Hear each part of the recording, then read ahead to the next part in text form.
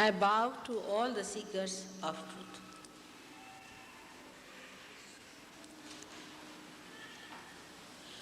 The other day I talked to you about the experience of truth, that the truth has to be felt through your central nervous system.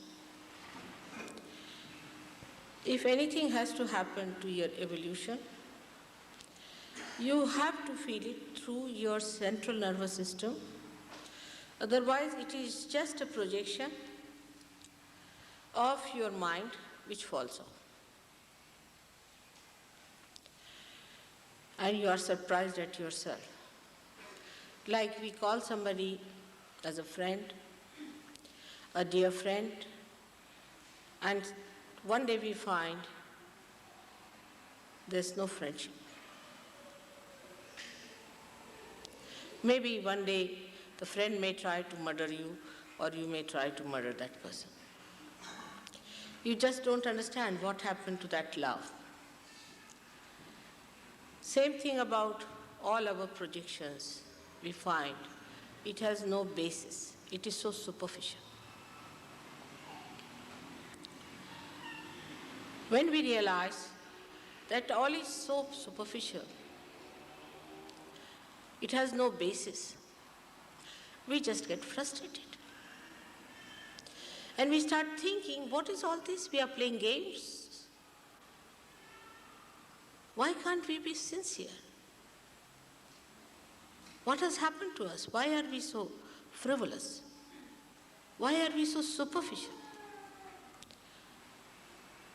We may start taking interest in things which look superficially very deep, but ultimately we find it doesn't have any depth in it.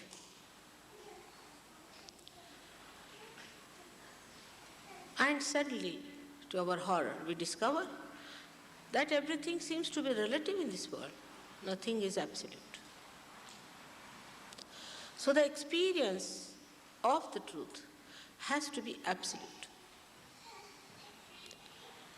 Means everybody should feel that way. If not, then it is something poetic. Because each poet sees the reality in a different way, describes it in a different way. But if he is a truthful poet, he keeps the essence at least the same. But when we say we have to feel the truth,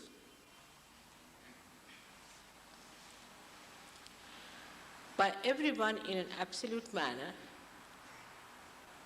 what does that mean? That means when we get our self-realization, when we think we have got a new awareness of collective consciousness, that means we are connected with the whole, with the absolute, then every one of us who is like that should feel the same way. For example, there's a person who is sick, and you get 10 children who are realized souls, that we say are realized souls. Now tie up their eyes so that they cannot see at all, and ask them what centers are catching in this person. All of them will raise the same finger. This is the finger that is catching. And if you ask that person relating to that finger, have you got this trouble? He said, yes, but how do you know? How do these children know? So the truth is felt by everyone the same.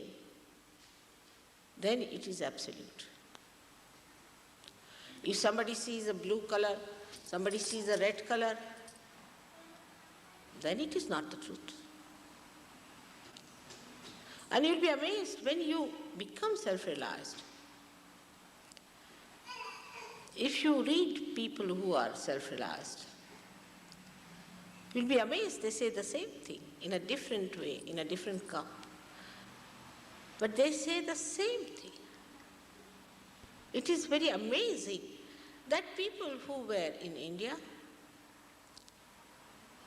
who were in Lebanon, who were in China, who were in England, had nothing to do with each other, had no communication whatsoever, and they say the same thing.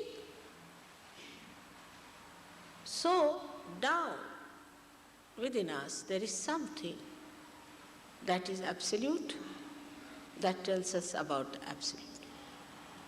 So the second experience should be of absoluteness. The divine power that is all pervading, if it is truthful,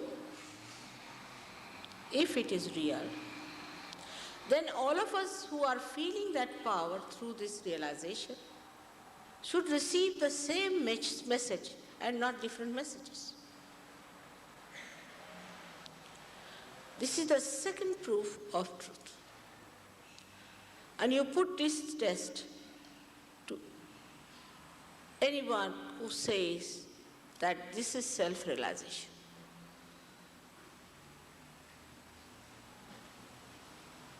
This is a very, very important thing to understand.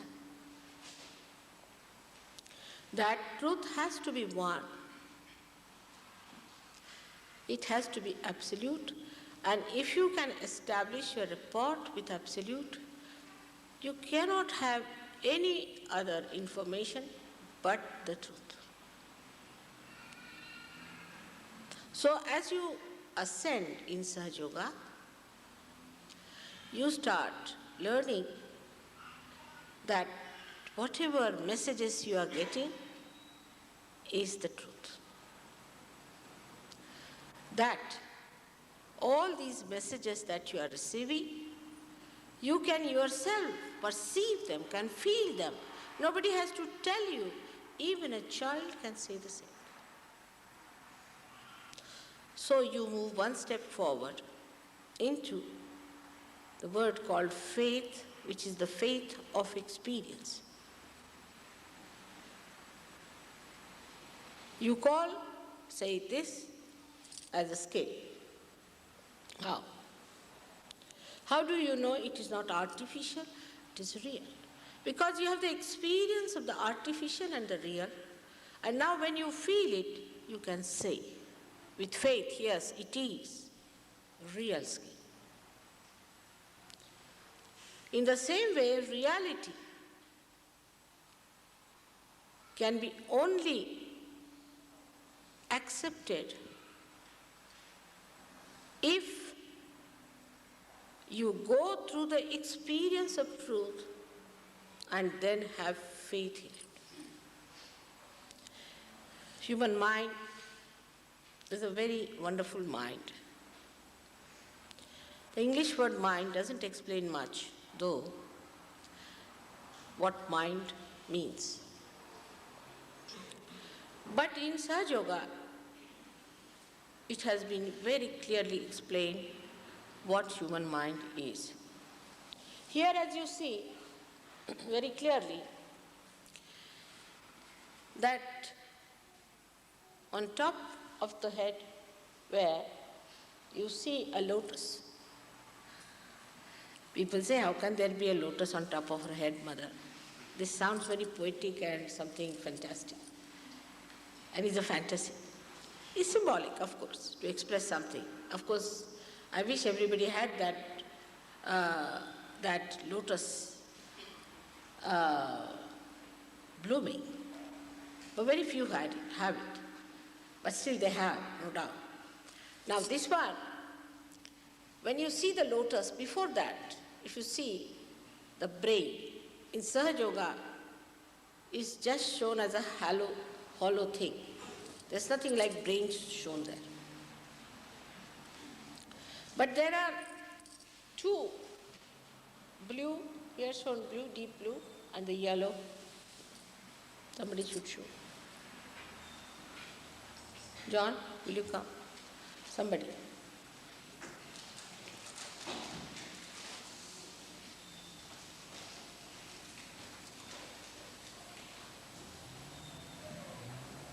two balloon-like structures in the brain. Now, when the first balloon only existed, when we were just animals, our brain was flat. So was the Himalaya. Himalaya represents our brain in the gross life. So the Himalaya was also flat, our brain was also flat. Then man started hitting with branches. If the animals attacked them, they learned how to hit back. And another line started, which we call as the sun line, by which the another side started developing. And the brain got transformed into a new formation of a triangle. This triangular brain now is like a pyramid I see, and sometimes I find it's swollen very much more on one side. Bit too much. So all our problems started from that point where we decided that we can do it. We have to do it. And when we started doing it that way, this yellow stuff which we call as ego started pushing the superego in such a manner that the brain became a prism-like structure. But it was important to create this prism. Of course, with this Himalaya also developed a triangular structure. It was very important that it should have happened in the human brain, that we had developed this ego within ourselves. We could have avoided it if we had not committed the mistake at the stage of Adam and Eve. But we did commit. So now we have it. And that short circuit got elongated, and our evolution started going on a different line where we wanted to find out ourselves what is the truth.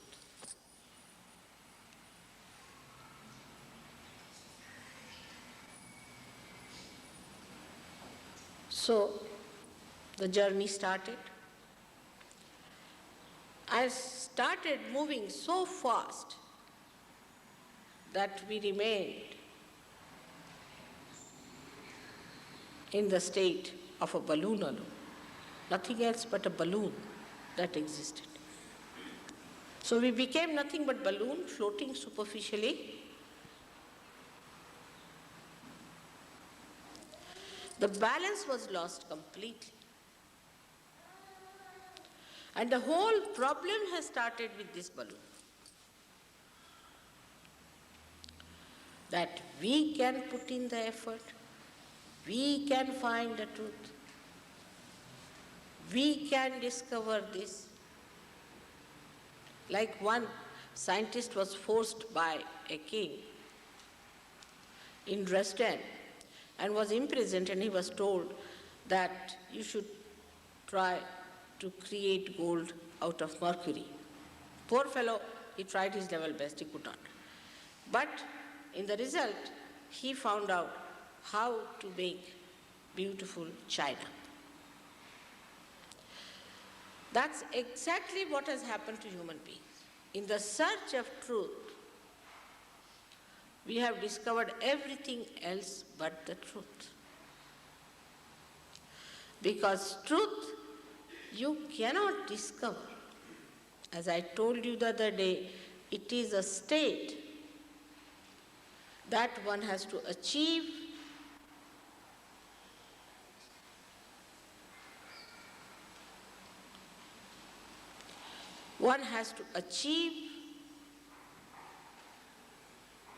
to receive the truth, to know the truth. इधर ले आइए इधर.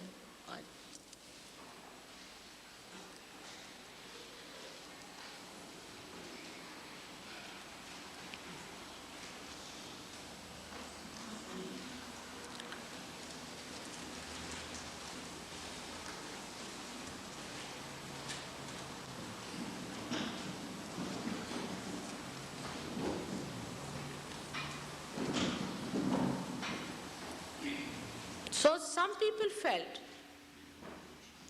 that truth is what we have found out. Like blind people, whatever they have found out, they called it as truth. Even in India, where people have a great sense of meditation, people committed mistakes. And what they found is the movement on the right-hand side.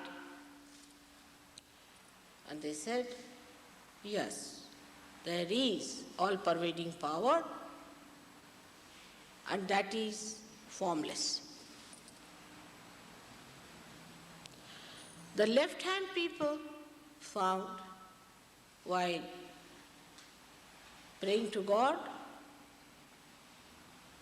that there are forms which guide them. So they talked of the forms. Some talked of the formless and some talked of the form. The right-sided people, being the worshippers of the goddess of learning, wrote down everything as Vedas.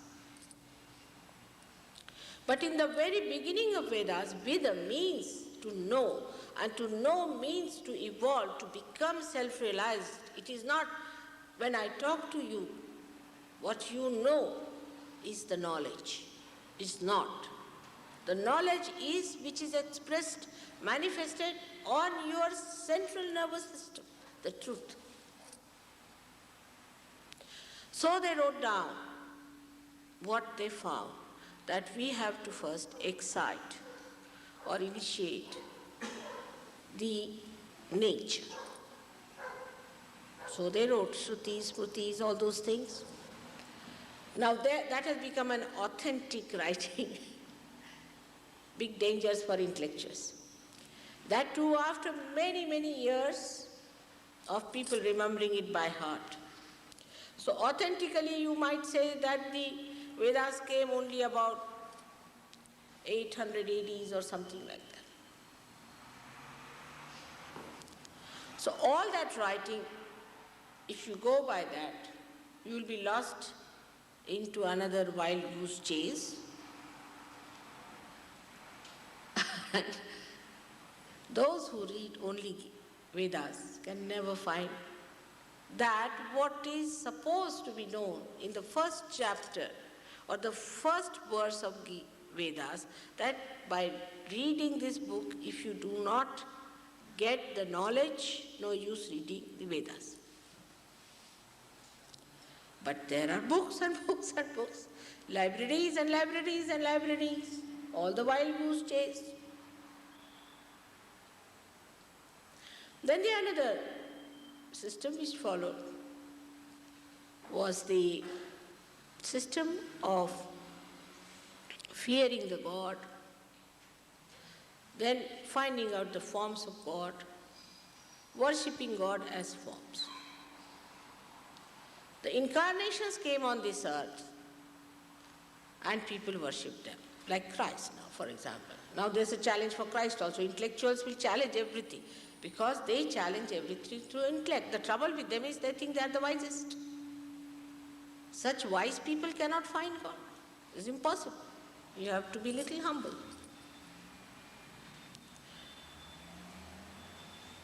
So the intellectuals, as usual, challenged. And the others who just believe without intellectuals were the people who just believed into things without knowing.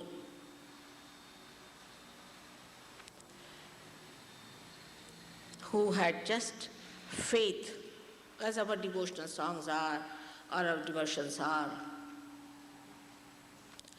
All these extreme movement on both the sides created two different types of people. One, we can call them as intellectuals, and another as fanatics.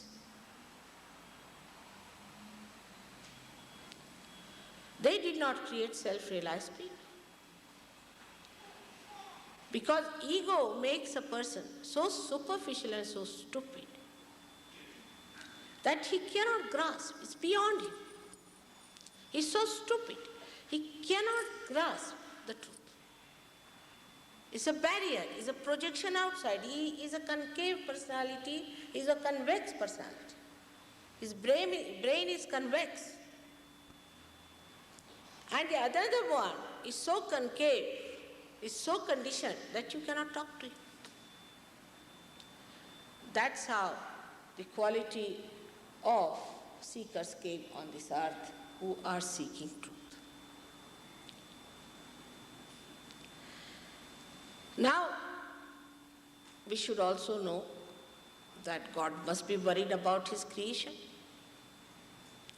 He must be worried about the people who are created by Him, who became human beings, who are seekers, special category. Not hypocrites. You cannot help hypocrites. You cannot help them. But those who are real seekers. There are many real seekers. And He must be worried about all these seekers. And He must have arranged something for them. And that is how Christ came on this earth to guide. He came on this earth to guide and tell us that you can find the truth by your second birth. You are to be born again. You are to be born again. Then there are people who just believe that I am born again. You see, self-opinionated, I am all right. I have found it. Stupid people. They just believe, certify themselves, I have found it. They just give themselves a certificate. Oh, I have found it. But who is the loser? It's not God. He is there to reveal Himself to you if you want to know Him through your evolution, through your effortlessness.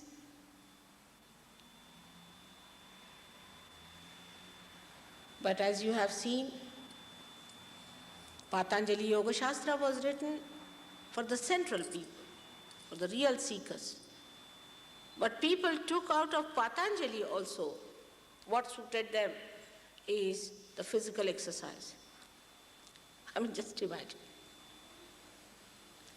It's like a person who's been invited to dinner is doing dishwashing.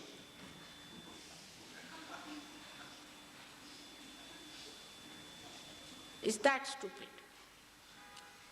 And that book, even today, thank God, despite all intellectual attacks and all nonsense, you see, it does talk of the formless, not of the form so much. But it does say that you have to neutralize your effort. Prayatna shaithilya. You have to neutralize your thought. Vichara shaithilya. And in the absence of that thought, only the Kundalini will rise. Now a vicious circle is created. Even when we say we should not have any thought, we fight with that thought. I will not have any thought, I will not have any thought. So there's a thought still there.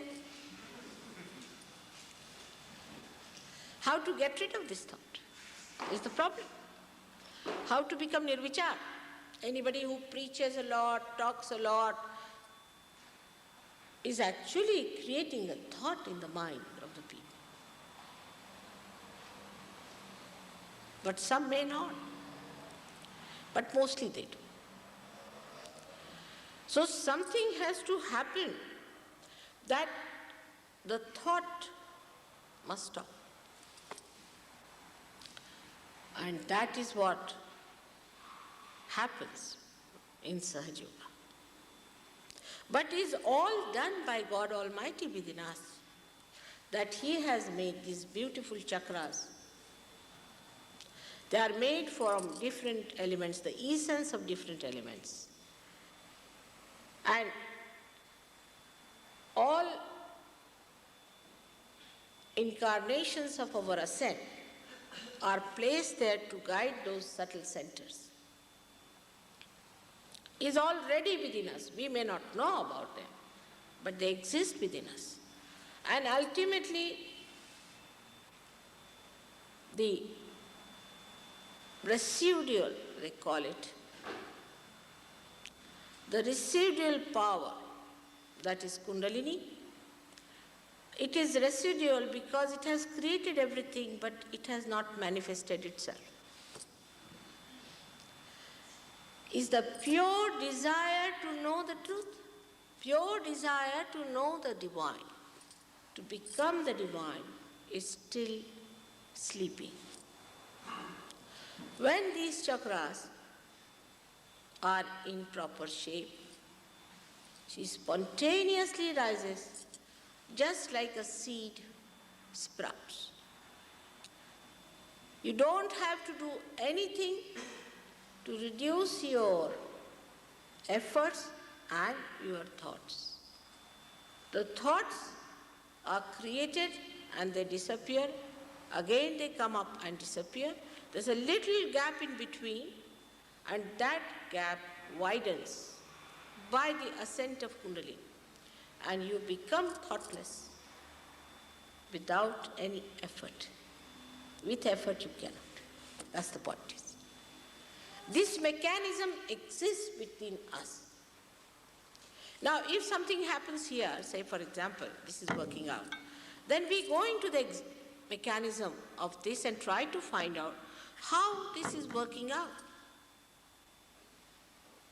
Now, if you want to see, you can see the rising of the Kundalini. You can see the breaking of the Kundalini. You can feel the cool breeze coming out of your head. Now, how it happens? It cannot happen. I mean, some people believe that if you go to God, then if you can sing well, it's done. Or if you sing some music, or you do some reading of Bible or some books, it's done. It's not that. It is the cool breeze that emits on top of your head is the first sign that your Kundalini awakened, and then when you start feeling it all around, now you are in connection with the all-pervading power. Before that, we are denying the truth. It's all done by God, by His grace. He's made it so beautifully, so delicately. This machinery is within us. We don't have to do anything about it. But that's the point we cannot do, that we don't have to do anything about it. They always will ask me, then what must we do? I said, you don't do anything. That's the point is. It is too much to accept. But how did we become human beings? From monkeys, did we cut our tails or anything? We just became. How does a seed sprout? By itself, spontaneously. In the same way, your evolution has to take place spontaneously. And every time somebody has to lead. Somebody has to go forward. Somebody has to decode. Somebody has to talk about it. Maybe somebody else would have been better for this job. As I said the other day, I would be very happy to retire. But that's what it is. It's true. I have to do this job, which is a thankless job, no doubt, but I have to do it. Now what can I do about it? That should not upset you. That upsets many people. But I don't do anything. Actually, it is the nature within me. Like the sun shines, it doesn't do anything, does it? But when the sun shines, the trees become green. Just it happens. I mean, the sun doesn't take any credit or doesn't say that the trees must offer part of their greenness or something to me. Does it? We are not angry with the sun, are we? Because it tans our body, do we? We don't get angry with it. In the same way, it is somebody's nature. Somebody's nature is to do that. And somebody's nature is to ascend and to rise. Is more creditable for people who achieve it that way. Don't you think so? So there is nothing to feel unhappy about it. This is another problem which I told you last time, that in the West, this is a very big hurdle for people. You cannot pay for it. You cannot put in any efforts. You cannot do anything about it. It has to work out, and it cannot be guaranteed either. If it is there, it will work out. If it is not there, it will not work out. If the desire is full, it will work out. And then you have to work it out to keep it there. So by reading about it, you will never understand. There are so many people who read Bible. So many people who read Gita. So many people in India who know by heart the whole of Gita, the meaning, everything. But there's nothing in their lives. They have sickness. They have ill feelings. They are unhappy or ego-oriented. Something wrong somewhere. Nothing wrong with these scriptures. We have forgotten it is said that you are to be born again. So the third experience should be of transformation. If it cannot bring out the virtue in you, if it cannot give you the strength of your spirit, if it cannot transform you, then it is not self-realization.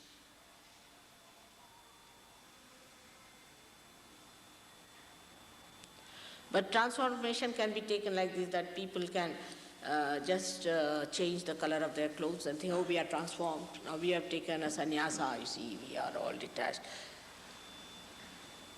All such self-opinionated people. It's not that. It's no opinion.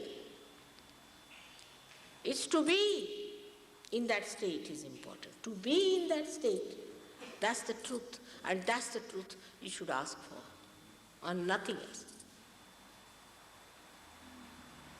Are you transformed by that? And the first transformation you feel, before you change your temperaments, before you change your habits, before you change anything, is that your central nervous system acquires a new dimension of collective consciousness. Acquires. You get it. And you can verify it. But human beings still think they are obliging me, so they say, no, mother, not much. You see, we don't believe in it. So, it's all right. Go ahead with it. I mean, you don't believe in yourself. So the first thing that should happen in this experience of Transformation or evolution is that you become, again I say become collectively conscious. By which you know your chakras and you know the chakras of others. You know the subtle problems you have, the subtle diseases you have, the hidden problems you have. The whole life which is abnormal comes to normalcy because you can see abnormality. Supposing I am standing on the edge of this and there is no light, I cannot see. I may fall down. I am about to fall down, I cannot see. But there is light, I see. So I get into balance. That is enlightenment. If enlightenment doesn't give you the vision of wisdom, it is not enlightenment at all. You drink, you smoke, you say all kinds of things, you have temper, everything exists, and you say, oh God, I'm a very religious person. And the second thing comes to you is some sort of abuse.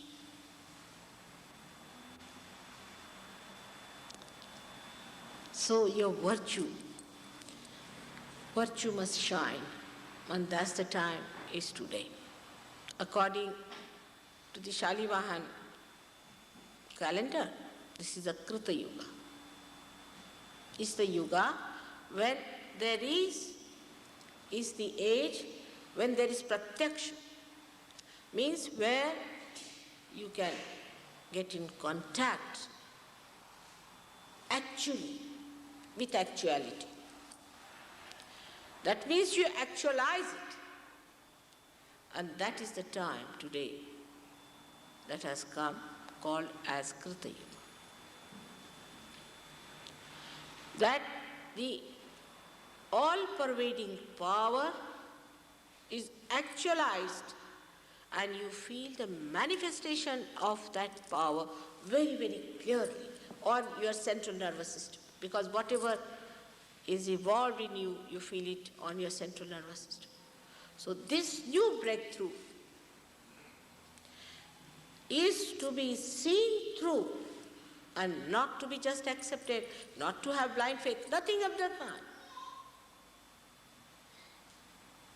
Then, once you come to a certain state, then the subject gets deeper and deeper and much more interesting. But first, that state has to be established. Many people have complained to me that, Mother, Sahajogis who are senior are rather secretive. There are no secrets. No secrets. But as a boy who enters, say, into the first class or first KG, cannot understand what the MA student is doing. So the KG student might feel that this fellow is trying to hide something in his books. It's not true. One has to grow to that point to bear that truth. Also to bear the truth, we have to develop that power within ourselves. And that state we have to achieve. I had requested last time to all the people of England, especially, because in the map of the divine, England represents the heart. And the responsibility heart is the maximum. And if they don't pay attention to their heart, the world is having a heart attack. So how important it is that we should seek our ascent and seek the truth. Of course, I don't say that you don't do this, you don't do that, nothing of the kind. That is not to be said anymore.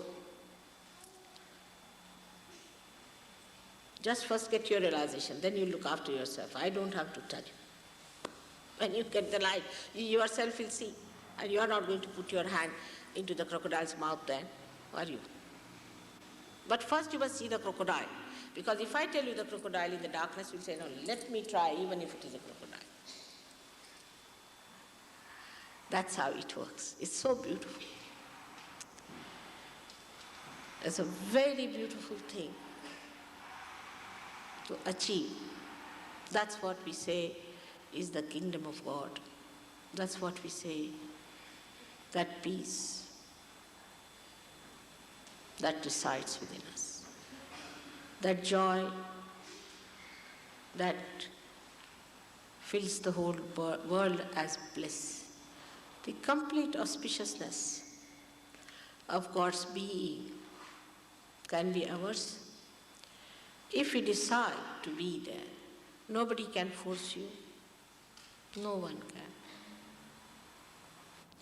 It is you who has to choose it in your own freedom only. You can achieve your complete freedom. May God bless you. Is there going to be another lecture now, third lecture? After this, there's going to be another lecture, so I'll talk about other things there. But today, if you have any questions, you may ask me.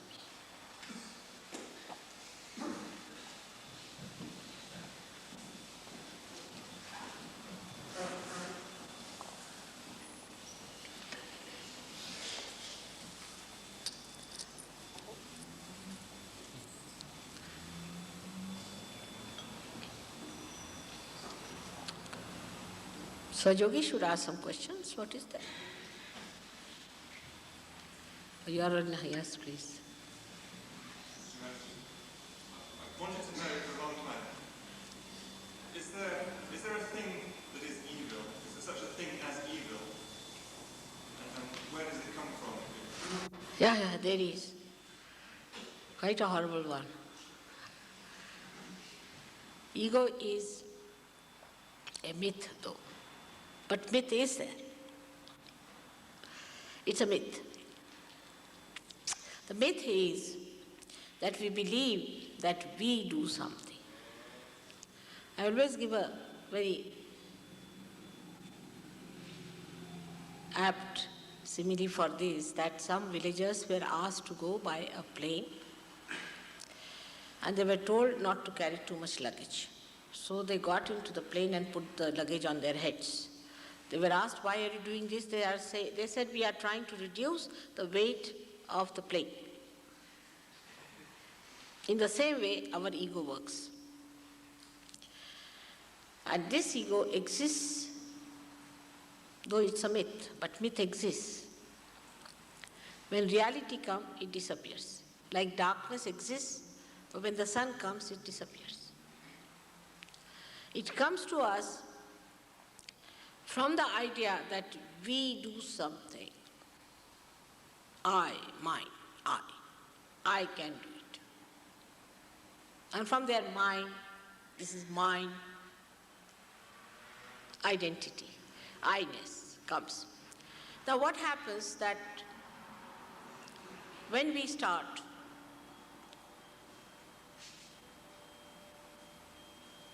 working,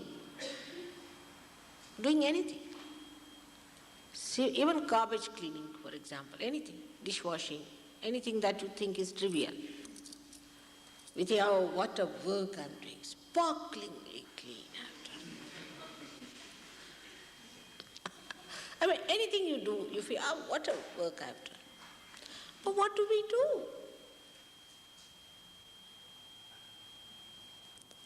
We convert dead from dead. Like this stage, they got some plastic, which is dead, made into this stage, and they'll think we made a great job. Some dead bricks they brought, made this dead hall, and they will say we have done a great job. What do we do? Do we do any living work? Nothing. Do we? We don't do any living work. That's another myth. We think we do living work. No, we don't. It's only God.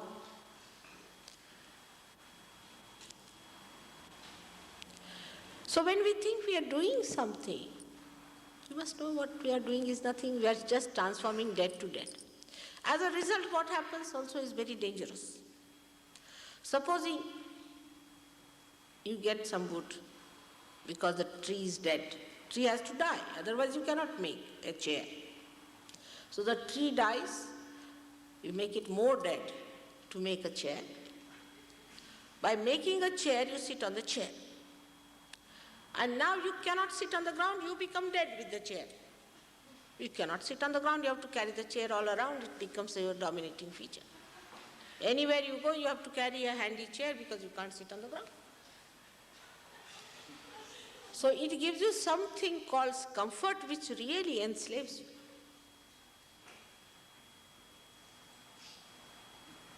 So what do we do is nothing. We are enslaving ourselves. You just detach yourself from this modern world and see what slaves we are of so many things we have created. If the electricity goes off, the whole London will topple down.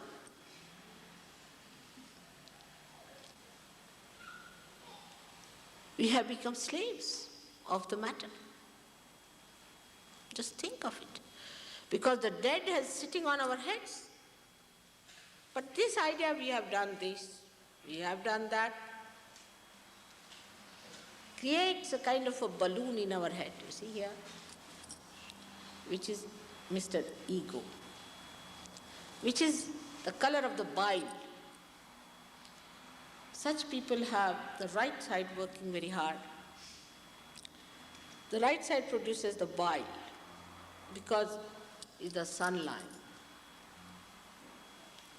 We work when the sun is out, and as a result of that, we develop this ego within ourselves. So we have ego. But when you become hollow, there's nothing like ego. Then he is the Mahat Ahankara. He's the great ego. He does everything. He's the doer. He's the enjoyer. What are we? We are part and parcel of his being. Just to see, just to feel him.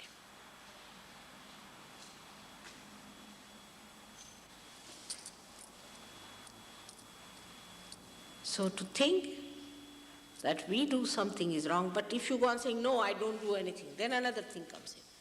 That's called as super ego. We move like a pendulum from one to another. Then we say, no.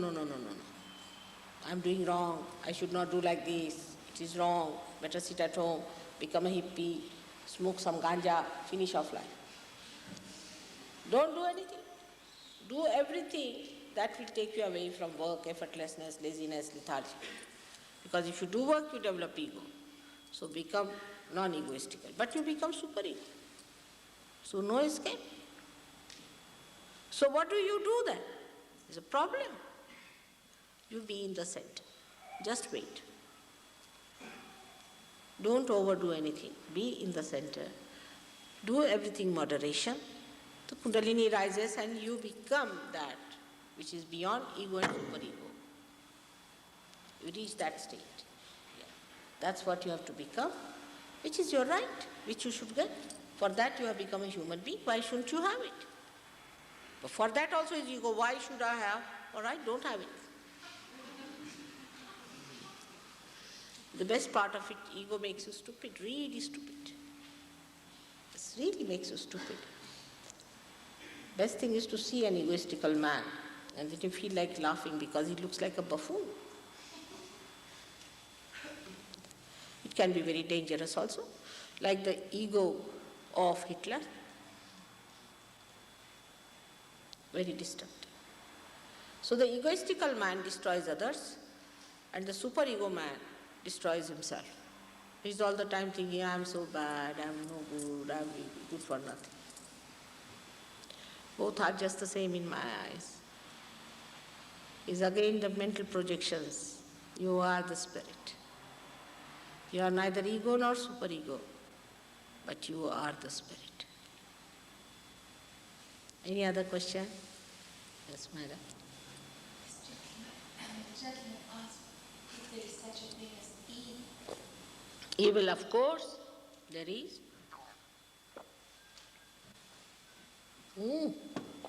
Evil is there. Who has told you there is no evil? Evil exists. There are people who are hurt by evil. who are tortured by evil. We see that every day. There are crooks. I don't know how many varieties of evil there are. Evil exists. It's not only ignorance, but in the ignorance, the harmful, destructive, sinister ideas that you grow, that is evil. That darkness is not so difficult, but in the darkness, the thorns that we grow within ourselves. Evil is there. We have to fight it. We are in the shackles of evil, no doubt. And evil comes as an attack, unholy attack. You had evil. Say Bauhaus, I would say were evil people who attacked you. Your architecture was destroyed, all your beauty was destroyed, everything was destroyed. Now what do you have? These pigeonholes. And now people are becoming mad in that pigeonhole. It was unholy attack. See, it's so clear. How can you say that there was no evil? It comes as aggression, it comes as any idea of disparities. Also, it could be very sly and sinister, like our gurus have done. It's very sinister. It comes in the garb of divine. Talks of God and kills you within. Gives you diseases, gives you problems. That's evil. That's evil. To pronounce that you are divine when you are sinister, when you are not a realized soul, is evil. Sometimes I feel in modern times, evil is more powerful than the desire of man to rise above it. The desire has to grow stronger. Then what is this? What are the powers of Satan? Then nothing. They can be finished. But if you want to vote for satanic law, have it.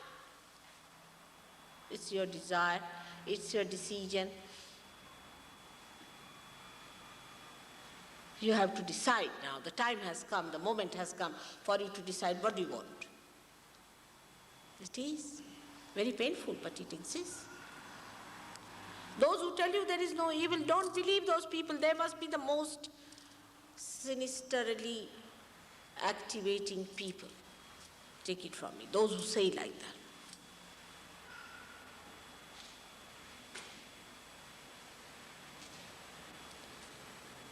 I don't want to misguide you. There are vultures. There are hawks. And there are birds which are hurt, which are tortured, who live in fear. It exists. What to do? You have to just decide. It's for human beings to decide. You can see that clearly when you have your realization, very clearly.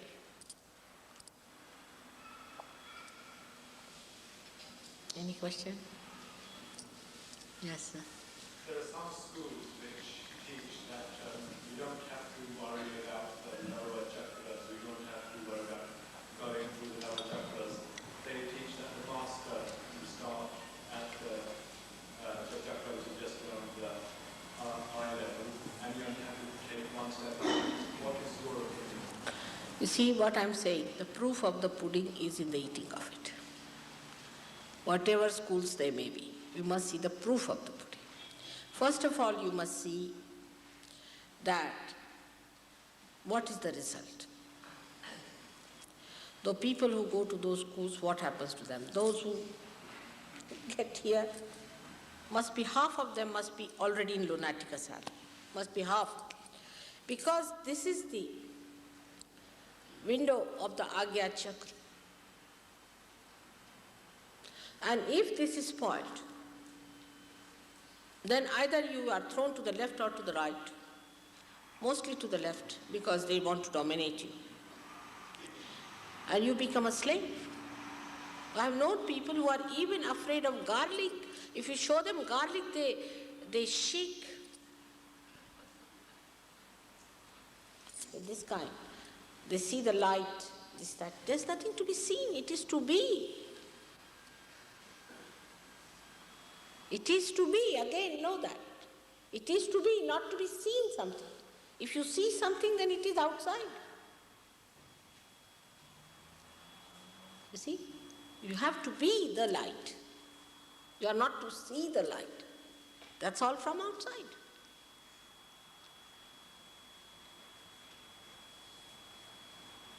Now, whatever one may say, one has to know that it is you who should decide which is the right way. You cancel out many by understanding that you can't pay for it, first of all. 90%, 99% may drop out. Then it is effortlessness. Then it is spontaneous and living. And that you have to feel the cool breeze out of your head, which is being prescribed by many people. The baptism, the real baptism. Not that in the church somebody says, I baptize you and really curse you. Not that way. But you feel the cool breeze. That's what William Blake has written, the priest cursed on my head. Poor man, in childhood he could not kick the priest to get out of that mess, you see. Poor thing, just see the way he said. The priest in my childhood cursed on my head, he says. It's true, it's like a curse for many people because they are not realized soul, and there are many great saints like William Blake who are having such a holy place here of the Brahmaranga is touched by an ordinary priest. They feel it is a curse. It's a real baptism where the cool breeze must emit from your head, That's a fact. That's the truth. And then you see what it does. It works out. You become empowered yourself. You don't become mad of somebody. Now the ones who are turning like that, you see, are just really crazy people, crazy disciples, just enamored by some sort of a 14-year-old guru who has married a 34-year-old woman, sort of a nonsense, and they don't see anything, oh, he has given us the spirit. And they are giving Rolls Royces. I mean, what is the logic? Can you give Rolls Royce and get a spirit? Then English should have the greatest amount of it. But they are the only ones who produce Rolls Royce. All this nonsense can be seen in their own life. They are fond of, you see, very fashionable life themselves, living on the income of their disciples. Not income, but actually complete absorption of their income. Whatever school they have, it is just to mislead. It's a very sinister, evil thing. Very sinister. Like in Spain, I was shocked. They were talking about Shambhala. And Shambhala is in Gobi Desert. And so many people believed and enrolled themselves in Gobi Desert for the moksha and nirvana. I mean, you cannot go even 10 miles in that Gobi Desert. You'll be finished. In any case, you'll be finished. There's no way you can come back. First, send the leaders there. You see, those who talk like this, I always say, send them to Gobi Desert. If they are back from there, then you should believe these Shambhala people, or tell them to go down. Or those who talk that we can fly there, drop them from the leaning tower of Pisa.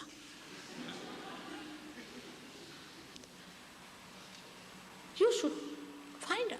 You are intelligent people. Don't get mad. Keep your brains intact and alert and see for yourself. It's very easy to enamor someone by your own personality, you see. These days there are such personality cults. You see. You can do it. Even going to a hairdresser, you can manage. So don't be a person who has no personality. A person of personality will understand that if I have to be a higher person, something has to happen to me and not to my guru. He might say, I am the king, I am incarnation, all right, so what? What have you given us? What do we get out of it? Be selfish a little bit. All right? Then you will neutralize most of these schools. Now any other question?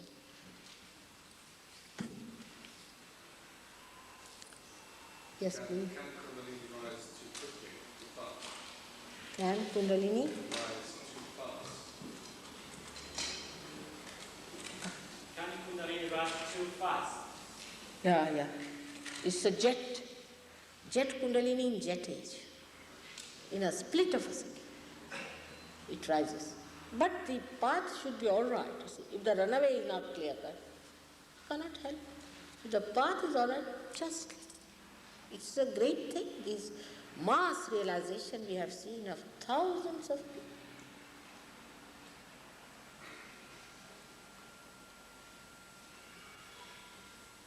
Yes, it can rise in a split of a second. I don't want to sound too dramatic, but Beg pardon? part of your brain take away. Beg pardon? If you have part of your brain take away, can that affect it? I can't hear. Can anybody tell me? Is there somebody? She said, if you've had a part of your brain taken away by surgery, can it still work out? Yes. Yes. It can. Doesn't matter.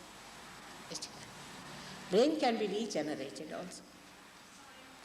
And even if the brain part of the brain has taken out, it makes no difference to the Kundalini to rise. It is completely, beg pardon, no difference.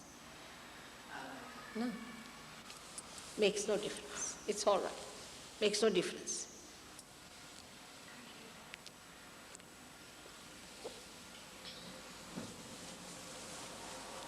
Could you tell me a little more about the blue part of the brain? You told me a lot about the yellow part. What about the blue part of the brain? No, I would say one thing, madam, that for today I've said it. Then we are having 2 more lectures. So I must keep for those 2 lectures also something. They will tell you when it is. I have no idea. You see, they tell me go here, go there. I just move like a, you see, I crawl up to the place. So I don't know, but it is, where is it? Second one? Wherever it is, you find out and come along. I'll tell you all, everything. No secret is going to be kept, all right? I'm so happy that you have this curiosity. Please come. They'll tell you. I don't know where it is. I have no idea. Can you tell me? I saw the advertisement.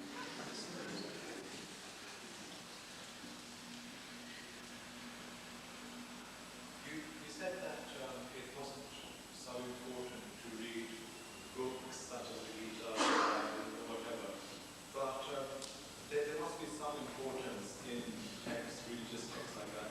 So what part do they play in our lives? Bala, just come here and tell me I can't hear.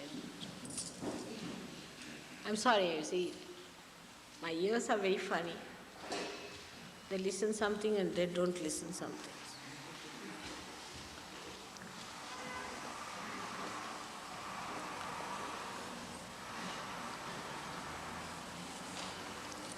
What is saying? Loudly. He's saying that he's asking what the place of texts on scriptures and religion are, what their place is in our evolution or what use they have. Oh, they have great use. because you can tally what I'm saying. You can tally it. It has a very great place. First of all, they give you a balance. They keep your attention in the center. And thirdly, when you get your realization, you see through them. Without them, I don't know, I would have been crucified already. They have saved me. They have also prophesied so many things. See, SahajaYoga is the culminating point, you can say, of all these scriptures, and they can be explained very well through SahajaYoga. It is the integration of all these scriptures, of all these great religions.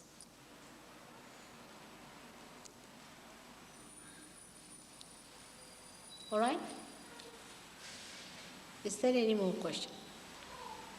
Yes, please. Yes, I'm not sure if I've understood clearly on this. You say the Kundalini is the gaining, the Kundalini rising is the gaining of realization, and there's nothing that one can do to bring that about. What actually happens? What is the catalyst which makes this occur? What's it? He's saying, what is the catalyst that makes the Kundalini rise spontaneously?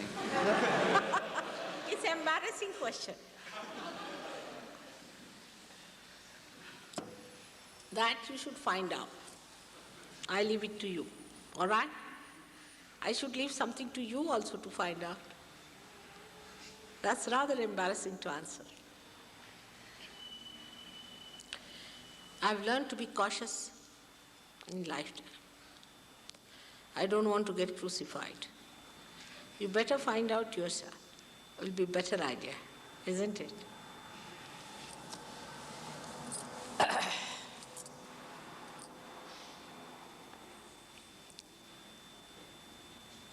But something that informs the Kundalini that you may rise, the message that passes to it through something.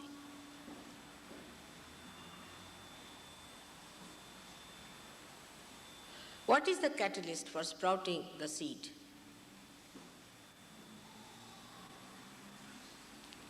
It's the Mother Earth.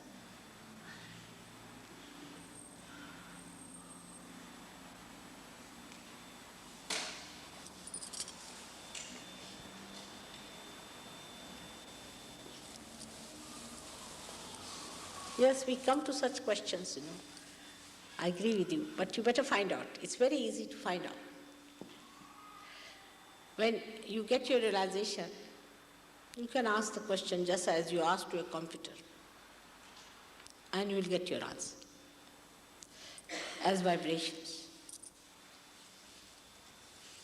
You can ask questions about me, and then you get answers. And how will you find out that these answers are true? You ask some absolute questions. Is there God? You get cool breeze. And then you ask questions about which you are not sure. Say, is such and such person a realized soul? If he's not, you'll get burnings. You might even get a blister if he's an evil soul.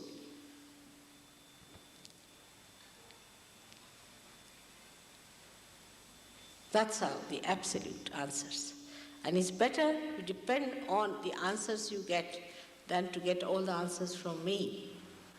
That will be a better way, isn't it, of convincing all of you. All right? It's better that you get the answers yourself on your own computer, because you are a computer. It starts working. It's all built in. From where did you get the idea of computer? It is because you are a computer yourself. And what a computer which doesn't think and knows. You see me without thinking. Can you imagine? What a computer a human being is, but you become master of that computer later on. And then through that computer you can find out many things. All right?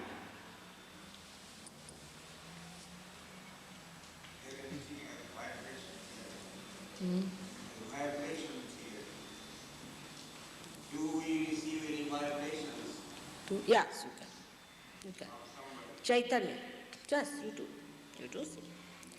Later on you develop first of all, you start seeing them all around you, like small little comas. Then you start seeing vibrations from my being very clearly. Some of the cameras have caught the vibrations. Very nice photographs we have. It shows the light around me, many things like that. So the camera can see better, I think, than human beings can. Because that's a very sensitive eye. You see, it just sees it. Somehow, they have caught up things which human beings cannot see. There was a picture where I knew it was happening. There was light coming on my head, quite a lot. And I stopped it after some time. I was laughing at it. I was laughing and then I just put my hand there. And all those 7 times have come in a camera, you see. But people never saw that. None of them saw. One camera caught it. So it's possible.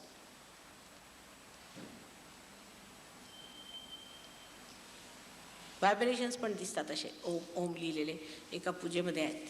आपण बघा, एक photo आहे आमचा, त्याच्यामध्ये पूजेच्या वेळेला जे ओम ओम झाले ते सगळे असे दिसतात साईडला, अगदी प्रकाशमय आपल्याला देतील. Please give him that photograph where you have seen the vibrations on the side as a present to Mr. Banarsi. He's been so kind to you. Must give him some of our good photographs. All right, now let's have the experience.